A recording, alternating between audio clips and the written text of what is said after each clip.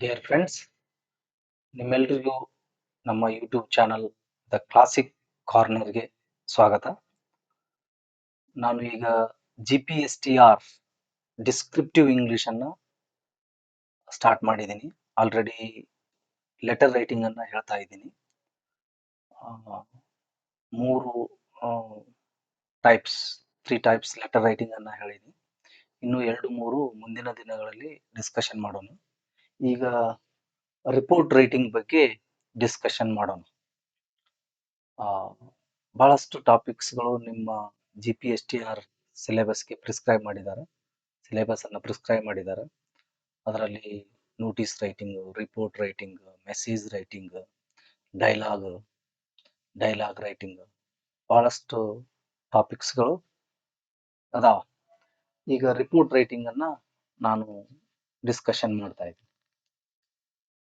ಮೊದಲ theory part ಹೇಳ್ತೀನಿ, ಅದಕ್ಕೊಂದು ಎಕ್ಸಾಂಪಲ್ ಕೊಡ್ತೀನಿ.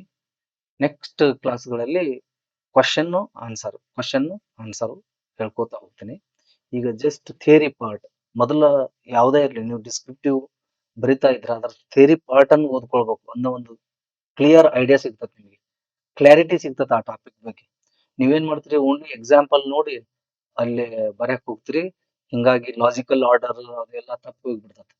ಸೊ ಇದನ್ನ ಕೇಳದೇ ಇದ್ರು ನೀವು ಓದ್ಕೊಳ್ಳೇನೆ ಬೇಕು, ಯಾಕಂದ್ರೆ ನಿಮ್ಗೆ ಒಂದು ಸ್ಪಷ್ಟತೆ ಸಿಗ್ತದೆ ಬರೆಯುವಾಗ. Okay, like this. ಈಗ what is report writing? Report writing ಅಂದ್ರೇನು? Report, okay, writing a formal written account. ಇದು ಒಂದು ಫಾರ್ಮಲ್ ರಿಟರ್ನ್ ರೆಕಾರ್ಡ್, ಇದು ದಾಖಲೆ. ಇದು ಯಾವುದರ record? Account of an event. ಒಂದು ಇವೆಂಟ್ ಅದ, ಒಂದು ಪ್ರೋಗ್ರಾಮ್ ಅದ ಅಕೌಂಟ್ ಅದು. ಸಿಚುವೇಶನ್ ಆಗಿರ್ಬೋದು, ಅದು ಇಶ್ಯೂ ಆಗಿರ್ಬೋದು. Presenting facts. Here facts are presented. In report writing, you present the facts, details, and findings in a structured manner, in a logical manner. ಒಂದು structured ಮ್ಯಾನರ್ದಲ್ಲಿ, ಒಂದು ಸುಸಂಬದ್ಧವಾದ ಮ್ಯಾನರ್ದಲ್ಲಿ ನೀವು ಈ ಫ್ಯಾಕ್ಟ್ಸ್ ಅನ್ನ, ಡೀಟೇಲ್ಸ್ ಅನ್ನ ಪ್ರೆಸೆಂಟ್ ಮಾಡ್ತೀರಿ. ರಿಪೋರ್ಟ್ ರೈಟಿಂಗ್ ಅಂತಾರೆ.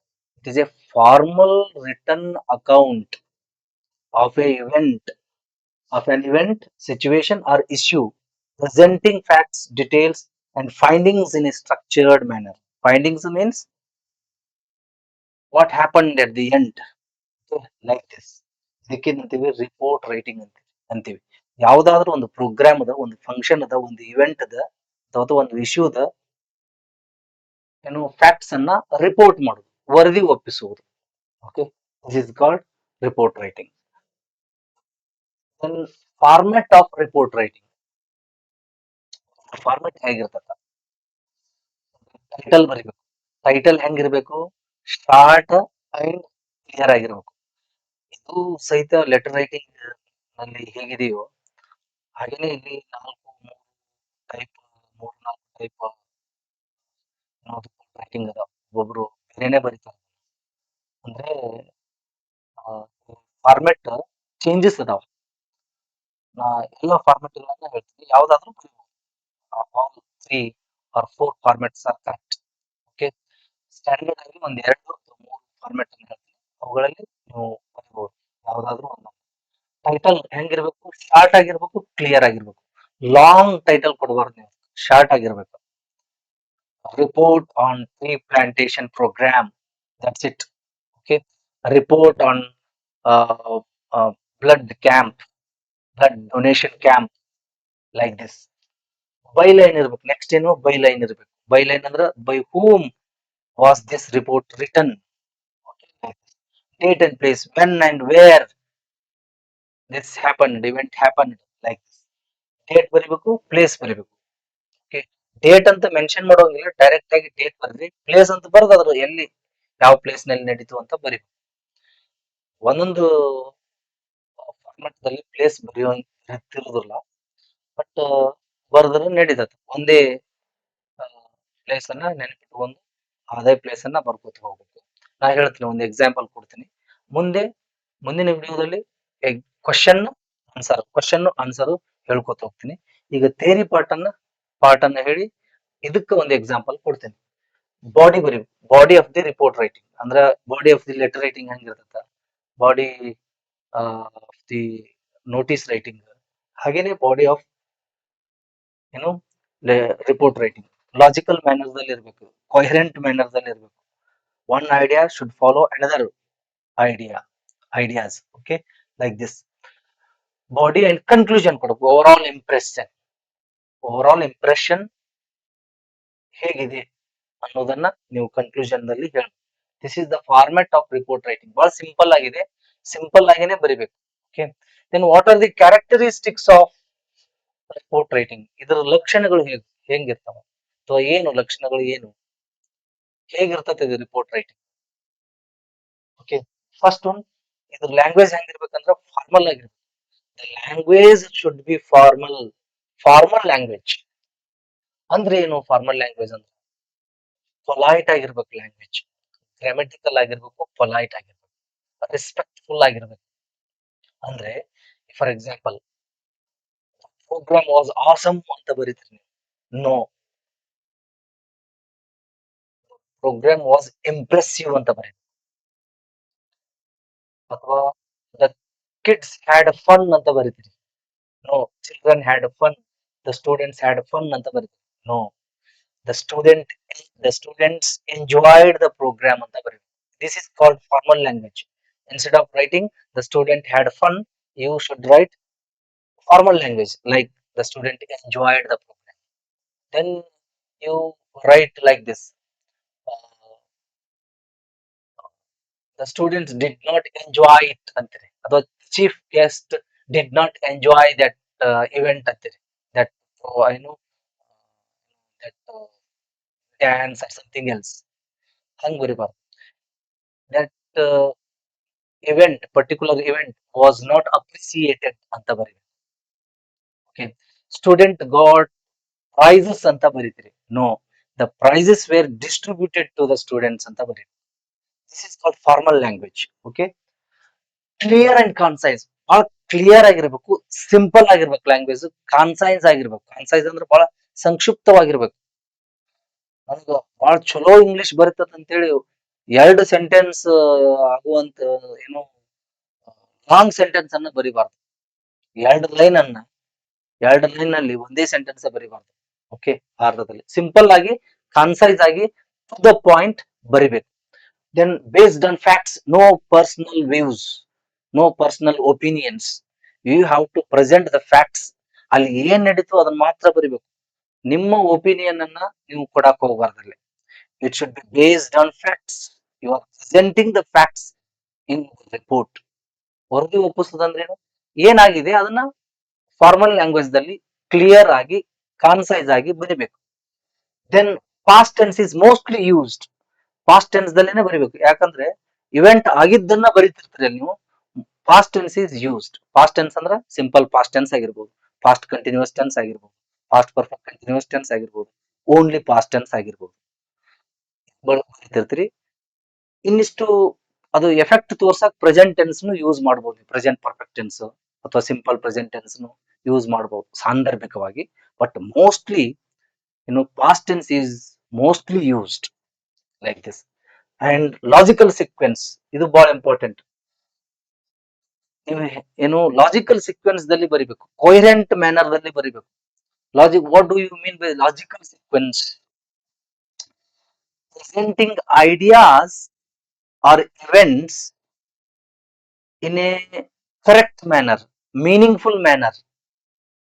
ನಿಮ್ಮ ಐಡಿಯಾಸ್ ಅನ್ನ ಮೀನಿಂಗ್ಫುಲ್ ಮ್ಯಾನರ್ ದಲ್ಲಿ, ಕರೆಕ್ಟ್ ಮ್ಯಾನರ್ ದಲ್ಲಿ ಕ್ಲಿಯರ್ ಆಗಿ ಬರಿಬೇಕು.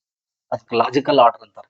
ಇಲ್ಲ ಮೊದಲೇ ನೀವು ವೋಟ್ ಆಫ್ ಥ್ಯಾಂಕ್ಸ್ ಕೊಟ್ರ ಅಂತ ಬರೆದ್ರೆ ತಪ್ಪಾಗುತ್ತಲ್ಲ, ಲಾಜಿಕಲ್ ಆರ್ಡರ್ ಆಗೋದಿಲ್ಲ. ಮೊದಲೇನೋ ಪ್ರೋಗ್ರಾಮ್ ಸ್ಟಾರ್ಟ್ ಆಯ್ತು, ಪ್ರೈಸ್ ಅನ್ನ ಡಿಸ್ಟ್ರಿಬ್ಯೂಟ್ ಮಾಡಿದ್ರು, ಸ್ಟೂಡೆಂಟ್ಸ್ ಕಲ್ಚರಲ್ ಪ್ರೋಗ್ರಾಮ್ ಅನ್ನ ನಡೆಸಿಕೊಟ್ರು,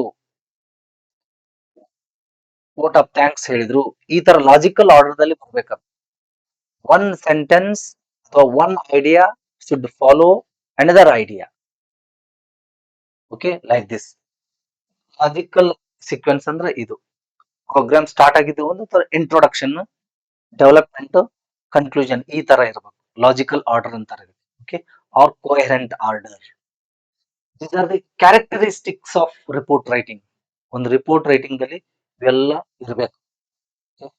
then I have given you the example ಕೊಟ್ಟಿದ್ದೀನಿ ನೋಡ್ರಿ. ರಿಪೋರ್ಟ್ ರೈಟಿಂಗ್ ಅಂತ, ಅಥವಾ ರಿಪೋರ್ಟ್ ರೈಟಿಂಗ್ ಗೆ ಸಂಬಂಧಪಟ್ಟಂತ ಕ್ವಶನ್ ಇದು, ಅದನ್ನು ಬರೋದನ್ನ ಇಲ್ಲಿ ಕ್ವಶನ್ ಇದೆ ಅಂತ ತಿಳ್ಕೊಡ್ರಿ. ನಾ ಒಂದು ಎಕ್ಸಾಂಪಲ್ ಕೊಟ್ಟಿದ್ದೀನಿ ಈಗ ಜಸ್ಟ್ ಥಿಯರಿ ಹೇಳುವಾಗ. ನೆಕ್ಸ್ಟ್ ಕ್ಲಾಸ್ ನಲ್ಲಿ ಕ್ವಶನ್ ಹೇಗಿರ್ತತ ಅದರ ಅದ್ರ ಹಾಗೆ ಆನ್ಸರ್ ಬರೋದು ತೋರಿಸ್ತೀನಿ.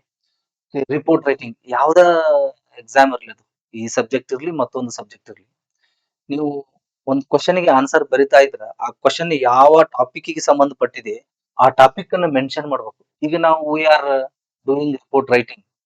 ಆ ರಿಪೋರ್ಟ್ ರೈಟಿಂಗ್ ಕ್ವಶನ್ ಇರ್ಬೋದಿಲ್ಲ, ಆದ್ರ ನೀವು ಕ್ವಶನ್ ಬರಿಬಾರ್ದು, ರಿಪೋರ್ಟ್ ರೈಟಿಂಗ್ ಅಂತ ಬರೀಬೇಕು. ಲೆಟರ್ ರೈಟಿಂಗ್ ಬಗ್ಗೆ ಒಂದ್ 4 ಲೈನ್ ಇರ್ತದ, ಕ್ವಶನ್ ಇರ್ತದ, ನೀವು ಎಲ್ಲ ಕ್ವಶನ್ ಬರಿಬಾರ್ದು. ನಂಬರ್ ಈಗ 5ನೇ ಕ್ವಶನ್ ಇದ್ರ 5 ಅಂತ ಹಾಕಿ ಇಲ್ಲಿ ಲೆಟರ್ ರೈಟಿಂಗ್ ಅಂತ ಬರೀಬೇಕು. ಇದು 4th ಇದ್ರ 4th ಅಂತ ಹಾಕಿ ರಿಪೋರ್ಟ್ ರೈಟಿಂಗ್ ಅಂತ ಬರೀಬೇಕು. ನಿಮ್ಮ ಆನ್ಸರ್ ಗೆ ಸಂಬಂಧಪಟ್ಟಿದ್ದಲ್ಲ ಇದು. Okay, it is just to ಏನೋ impress the valuators. Impress in the sense, ನೋಡಿದ ತಕ್ಷಣ ಏನು ರಿಪೋರ್ಟ್ ರೈಟಿಂಗ್ ಬಗ್ಗೆ ಇದೆ ಇದು ಆನ್ಸರ್ ಅಂತ ತಿಳ್ಕೊಬೇಕು. ಇಲ್ಲ ಅವ್ರು ಏನ್ ಮಾಡ್ತಾರ, ಒಮ್ಮೊಮ್ಮೆ ವ್ಯಾಲ್ಯೂಯೇಟರ್ಸ್ ಹುಡುಕ್ಯಾಡ್ತಿರ್ತಾರೆ ಇದು ಯಾವ್ದ್ರ ಬಗ್ಗೆ ಇತ್ತಿದು ಅಂತ ಹೇಳಿ, ಯಾವ ಟಾಪಿಕ್ ಬಗ್ಗೆ ಇತ್ತಿದು ಅಂತ ಹೇಳಿ. ನೀವು ಆ ತರ ಬರ್ಬಿಟ್ಟಿರ್ತೀರ. ಒಂದ್ ವೇಳೆ ನೀವು ಹೆಡ್ಡಿಂಗ್ ಅನ್ನ ಹಾಕಿದ್ರ, ಓ ಇದು ರಿಪೋರ್ಟ್ ರೈಟಿಂಗ್ ಅಂತ ತಿಳ್ಕೊಳ್ತಾರ. ಒಮ್ಮೊಮ್ಮೆ ತಪ್ಪಾಗಿ ಬರ್ದಿರ್ತೀರಲ್ಲ, ಅದು ರಿಪೋರ್ಟ್ ರೈಟಿಂಗು ಲೆಟರ್ ರೈಟಿಂಗು ಅಂತ ಗೊತ್ತಾಗ್ತಿರೋದಿಲ್ಲ, ಒದ್ದಾಡ್ತಿರ್ತಾರ ಅವ್ರು. ಹಾಗಾಗಿ ನೀವು ಆ ಹೆಡ್ಡಿಂಗ್ ಅನ್ನ ಬರೆದು ಬಿಡ್ಬೇಕು, ಅದು ಸ್ವಲ್ಪ ಅವ್ರಿಗೆ ಅನುಕೂಲ ಆಗತ್ತೆ. ಓಕೆ, ಒಮ್ಮೊಮ್ಮೆ ತಿದ್ದಿನೂ ಚೆಕ್ ಮಾಡ್ತಿರ್ತಾರ. ಚೆಕ್ ಮಾಡೋದಂದ್ರೆ ಏನು, ರಿಪೋರ್ಟ್ ರೈಟಿಂಗ್ ಅನ್ನೋದು ಮನಸ್ಸಿನಲ್ಲಿ ಇರ್ತದ ಅವ್ರಿಗೆ. ಸ್ವಲ್ಪ ಹೆಚ್ಚು ಕಡಿಮೆ ನೋಡ್ತಿರ್ತಾರ. ಓಕೆ, ಕೊಡ್ತಿರ್ತಾರ ಮಾರ್ಕ್ಸ್. ರಿಪೋರ್ಟ್ ಆದ್ರೆ ಕರೆಕ್ಟ್ ಆಗಿನೇ ಬರಿಬೇಕು. ರಿಪೋರ್ಟ್ ರೈಟಿಂಗ್ ಹಿಂಗ್ ಹೆಡ್ಡಿಂಗ್ ಹಾಕ್ತಿರಿ, ಯಾವ್ದು ಟಾಪಿಕ್ ಸಂಬಂಧಪಟ್ಟತ ಆ ಟಾಪಿಕ್ ಬರಿಬೇಕು. Report writing, letter writing, notice writing, message writing, dialogue writing. Dialogue writing ಬಗ್ಗೆ ಒಂದು 4 ಲೈನ್ ಕ್ವಶನ್ ಇರ್ತದ, 4 ಲೈನ್ ಕ್ವಶನ್ ಬರಿದಲ್ಲ, ಅದು ಟಾಪಿಕ್ ಅದು ಅಥವಾ ಆ ಕ್ವಶನ್ ಯಾವ ಟಾಪಿಕ್ ಗೆ ಸಂಬಂಧಪಟ್ಟದಲ್ಲ ಆ ಟಾಪಿಕ್ ಜಸ್ಟ್ ಮೆನ್ಷನ್ ಮಾಡಬೇಕು. It is not related to your answer. Answer ಗೆ ಸಂಬಂಧಪಟ್ಟಿದ್ದಲ್ಲ. It is not associated with your answer. Just to it is for evaluators. They should feel comfortable with your answer. Okay. Report on annual day celebration ಅಂತ ಇದೆ. ಇಲ್ಲೇನು ಇದು ಬರೆಯಂಗಿಲ್ಲ, double inverted comma this that, no, nothing.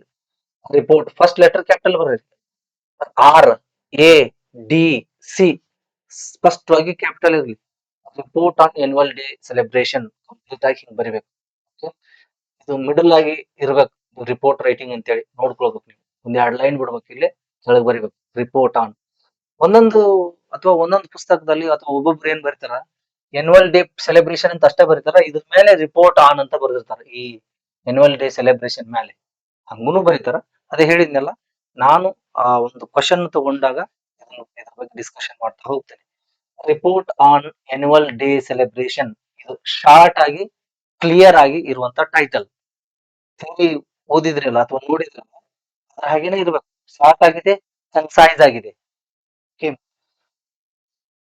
Immediate ಆಗಿ ಓದುಗರಿಗೆ, readers ಏನಾಗಬೇಕು, understand ಆಗ್ಬೇಕು. ಈಗ ಡೇಟ್ 21st March 2026 ಸ್ವಲ್ಪ ಸೈಡ್ ಬರಿಬೇಕು. ಓಕೆ, ಪ್ಲೇಸ್ ಅಂತ ವರ್ಡ್ ಬರೀರಿ, ಇಲ್ಲಿ ಡೇಟ್ ಅಂತ ವರ್ಡ್ ಬರೀದ ಅವಶ್ಯಕತೆ ಇಲ್ಲ.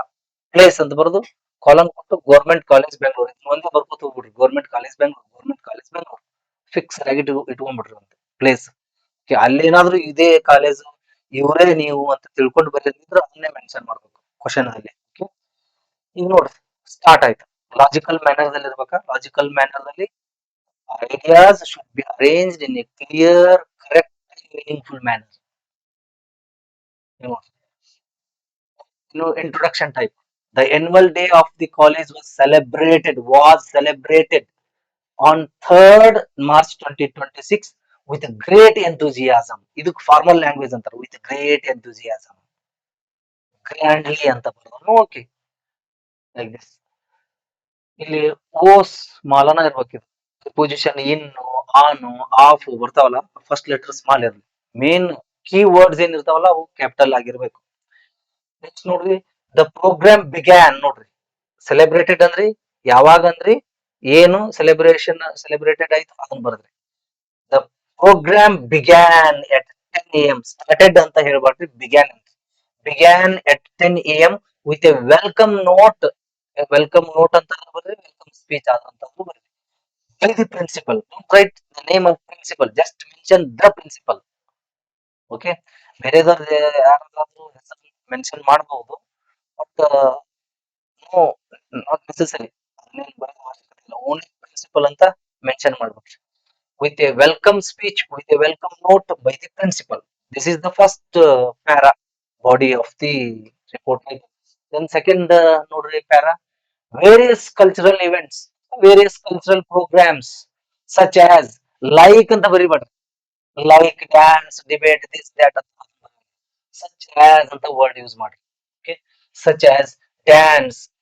I mean, this is called formal language.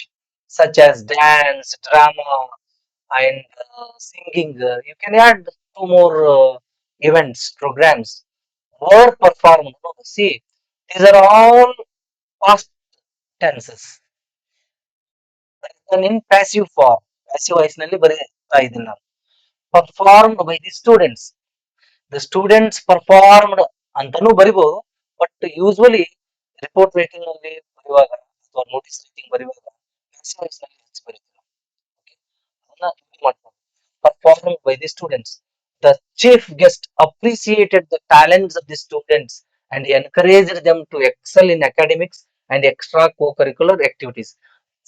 Even though sentence is long, but clear ಆಗಿದೆ, ಟು ದ ಪಾಯಿಂಟ್ ಇದೆ, ಎಲ್ಲ ಏನು ಅಂಶಗಳನ್ನ ಒಳಗೊಂಡಿದೆ. ಲಾಂಗ್ ಇದ್ರೂ ಸಹಿತ ನೋಡ್ರಿ, the chief guest appreciated the talents of the students and encouraged them to excel. Okay, in academics ದಲ್ಲಿ ಮತ್ತು ಕೋ ಕರಿಕ್ಯುಲರ್ ಆಕ್ಟಿವಿಟೀಸ್ ದಲ್ಲಿ ನೀವು ಹೆಚ್ಚು ಸಾಧನೆಗಳನ್ನು ಮಾಡಿರಿ ಅಂತೇಳಿ ಅಪ್ರಿಸಿಯೇಟ್ ಮಾಡಿದ್ದಾರೆ ಮತ್ತು ಮುಂದೇನು ಮಾಡ್ರಿ ಅಂತೇಳಿ ಅಪ್ರಿಸಿಯೇಟ್ ಮಾಡಿದ್ರು. ಚೀಫ್ ಗೆಸ್ಟ್ ಮಾತಾಡಿರ್ತಾರಲ್ಲ, ಅದನ್ನ ಒಂದು ಸೆಂಟೆನ್ಸ್ ಬರೀಬೇಕು. Okay, then prizes were distributed. The students got prizes ಅಂತ ಹೇಳ್ಬಾರ್ದು, that is informal language. The prizes were distributed to meritorious students. ಅಂದ್ರೆ ಗೋಲ್ಡ್ ಮೆಡಲ್ ಬಂದಿರ್ತಾರಲ್ಲ ಅವರು. ಓಕೆ, ಬೇರೆ ಯಾವುದೇ ಇವೆಂಟ್ ದಲ್ಲಿ ಭಾಗವಹಿಸಿ ಏನು ಸಾಧನೆ ಮಾಡಿರ್ತಾರಲ್ಲ ಅವರಿಗೆ ಪ್ರೈಸಸ್ ಡಿಸ್ಟ್ರಿಬ್ಯೂಟ್ ಮಾಡಿದ್ರಂತ. Again past tense, passive form. Last, conclusion. The program concluded with a vote of thanks. ಲಾಸ್ಟಿಗೆ ಲಾಜಿಕಲ್ ಸೀಕ್ವೆನ್ಸ್ ಹೆಂಗಿದೆ ನೋಡ್ರಿ. ಡೆವಲಪ್ಮೆಂಟ್ ಮಾಡಿವಿ, ಅಲ್ಲಿ ಸ್ಟಾರ್ಟಿಂಗ್ ಇಂಟ್ರೊಡಕ್ಷನ್ ಮಾಡಿವಿ, ಇಲ್ಲಿ ಎಂಡ್ ಮಾಡ್ತಾ ಇದೀವಿ. ಎಲ್ಲಾ ಅಂಶಗಳನ್ನ ಒಳಗೊಂಡಿದೆ. ಫ್ಯಾಕ್ಟ್ಸ್ ಇರ್ಬೇಕಲ್ಲೇ, ನಿಮ್ಮ ಒಪಿನಿಯನ್ಸ್ ಅನ್ನ ನೀವು ಹೇಳ್ಬಾರ್ದು. The programme concluded with a vote of thanks. ಯಾರು ವೋಟ್ ಆಫ್ ಥ್ಯಾಂಕ್ಸ್ ಮಾಡಿದ್ರು ಅದನ್ನೇನು ಬರೆದ ಅವಶ್ಯಕತೆ ಇಲ್ಲ. Okay, and the event was a grand success. ಲಾಸ್ಟಿಗೆ ಹೇಳ್ತೀವಲ್ಲ, grand success, and left a lasting impression on everyone present. ಯಾರು ಪ್ರೆಸೆಂಟ್ ಇದ್ದಾರಲ್ಲ ಎಲ್ಲರ ಮೇಲೇನು ಅದು ಲಾಸ್ಟಿಂಗ್ ಇಂಪ್ರೆಷನ್ ಅನ್ನ ಆ, ಬೀರ್ತೀವಂತ, ಅಂತ ಮನಸ್ಸಿನಲ್ಲಿ ಅಚ್ಚಳಿಯದಂತೆ ಉಳಿತು ಅಂತ, ಅಷ್ಟು ಗ್ರ್ಯಾಂಡ್ ಸಕ್ಸಸ್ ಆಯ್ತು ಅಂತ ಸೆಂಟೆನ್ಸ್ ಅನ್ನ ಮೆನ್ಷನ್ ಮಾಡೋದು. Left lasting impression on every one present. ಅಲ್ಲಿ ಯಾರ್ಯಾರು ಪ್ರೆಸೆಂಟ್ ಇದ್ರಲ್ಲ, ಉಪಸ್ಥಿತರು ಎಲ್ಲರ ಮೇಲೇನು ಅದು ಹೆಚ್ಚು ಆ, ಅವ್ರಿಗೆ ಖುಷಿ ಆಯ್ತು ಅಂತ ಅರ್ಥ. Okay, success, because of success of the programme, all very happy. ಇಲ್ಲಿ ಹೆಂಗ್ ಬರೀ ನೋಡಿ, ರಿಪೋರ್ಟೆಡ್ ಬೈ, ಇದ್ರ ಮಿಡಲ್ ABC ಅಂತ ಬರೀಬೇಕು. ರಿಪೋರ್ಟೆಡ್ ಬೈ, ಬಿ ಸ್ಮಾಲ್ ಬರೀಬೇಕು. Reported by ABC. ನೀವು ಪ್ರಿಪೇರ್ಡ್ ಬೈ ಬರೆದ್ರು ಓಕೆ, ರಿಪೋರ್ಟೆಡ್ ಬರೆದ್ರು ಓಕೆ. ರಿಪೋರ್ಟ್ ಸ್ಮಾಲ್ ಹೈಪನ್ ಕೊಡ್ರಿ ಇಲ್ಲೇ, ರಿಪೋರ್ಟೆಡ್ ಬೈ ABC.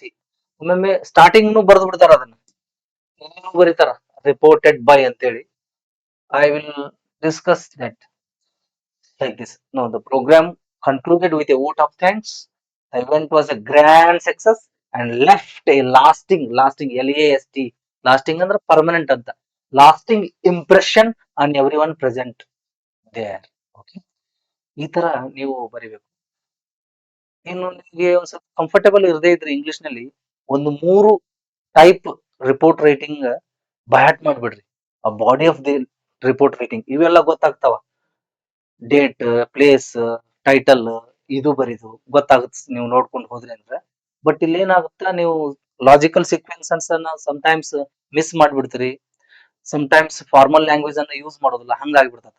ಹಿಂಗಾಗಿ ಅಟ್ಲೀಸ್ಟ್ ಒಂದಾದ್ರೂ ಬಯಾಟ್ ಮಾಡ್ಕೊಂಡು ಹೋಗ್ಬೇಕು. ಅಲ್ಲಿ ಕ್ವಶನ್ ಗೆ ತಕ್ಕಂಗೆ ಕ್ವಶನ್ ಹೇಗಿರ್ತತೋ ಹಾಗೆ ನೀವು ಸೆಂಟೆನ್ಸ್ ಅನ್ನ ಸ್ವಲ್ಪ ಚೇಂಜ್ ಮಾಡ್ಕೊತ ಹೋಗ್ಬೇಕು. Okay? ಇದು ಈ ರೀತಿಯಾಗಿ ರಿಪೋರ್ಟ್ ರೈಟಿಂಗ್ ಅನ್ನ ನೀವು ಬರೆದು ಕಲಿಬೇಕು. ಈ ಮುಂದಿನ ಕ್ಲಾಸ್ ನಲ್ಲಿ ನಾನು ಕ್ವಶನ್ ಆನ್ಸರ್ ಅದಕ್ಕ ರಿಪೋರ್ಟ್ ರೈಟಿಂಗ್ ಇದು ಏನು ರಿಪೋರ್ಟ್ ರೈಟಿಂಗ್ ಸಂಬಂಧಪಟ್ಟಂತ ಕ್ವಶನ್ ಅದಕ್ಕೆ ಆನ್ಸರ್ ಬರೆದು ತೋರಿಸ್ತೀನಿ. ಒಂದು 3 ಅಥವಾ 4 ಅಥವಾ 3 ಅವುಗಳನ್ನ ನೆಕ್ಸ್ಟ್ ಕ್ಲಾಸ್ ನಲ್ಲಿ ನೋಡೋಣ. ಓಕೆ, ಇನ್ನು ನಮ್ಮ ಚಾನಲ್ಗೆ ಯಾರು ಸಬ್ಸ್ಕ್ರೈಬ್ ಆಗಿಲ್ಲ, ಲೈಕ್ ಮಾಡ್ರಿ, ಶೇರ್ ಮಾಡ್ರಿ, ಸಬ್ಸ್ಕ್ರೈಬ್ ಮಾಡ್ರಿ. ಎಲ್ಲ ವಿಡಿಯೋಸ್ಗಳನ್ನ ನೋಡ್ತಾ ಇರ್ರಿ. ನಿಮ್ಮ ಕಾಂಪಿಟೇಟಿವ್ ಎಕ್ಸಾಮ್ಗೆ ತುಂಬಾ ಹೆಲ್ಪ್ ಆಗುತ್ತೆ. Okay, thank you very much.